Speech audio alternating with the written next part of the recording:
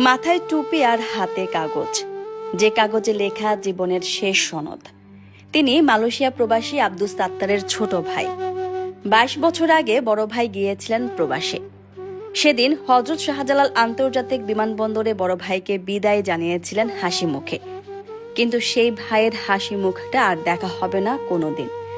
যখন গাড়িতে তোলা হচ্ছিল বড় ভাইয়ের কফিনবন্দি নিথর দেহ, তখন অশ্রুসিক্ত নয়নে কাঁদছিলেন ছোট ভাই। এভাবে প্রতিনিয়ত হযরত শাহজালাল আন্তর্জাতিক বিমানবন্দরের 8 নম্বর গেটে দিয়ে আসছে 25 থেকে 30টি করে প্রবাসীদের নিথর দেহ। এমন হাজারো প্রবাসীদের জীবনের গল্পগুলো এসে জমা হয় শাহজালাল বিমানবন্দরে। গত 32 বছরে বিভিন্ন দেশ থেকে এসেছে 56,000 প্রবাসীর কফিনবন্দি নিথর দেহ। আর মৃত্যুর কারণ হিসেবে জানা গিয়েছে পারিবারিক চাপ কিংবা বিষণ্ণতা। একজন প্রবাসী যখন বিদেশে যান, তখন পরিবারের সুখের কথা চিন্তা করে দিন রাত হাড় ভাঙা পরিশ্রম করে টাকা পাঠান পরিবারের কাছে। কিন্তু সেই পরিবারও একটা সময় মুখ ফিরিয়ে নেয়। এমন হাজারো চিত্র প্রবাসীদের শোক গাথা জীবনের সঙ্গে মিলিয়ে গিয়েছে।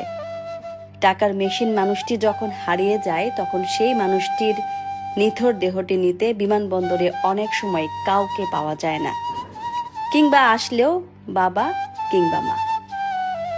পৃথিবীর মায়া ত্যাগ করা মানুষটি তখনও হয়তো কফিনের মধ্যে খুঁজে চলেছে প্রিয় মানুষটিকে।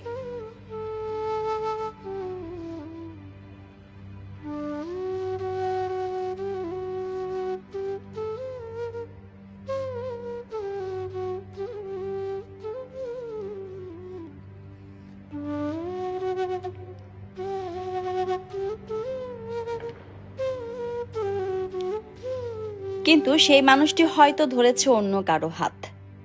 সম্পর্কের বাঁধন কিংবা মায়া ত্যাগ করে এভাবেই পর হয়ে যায় প্রবাসীরা।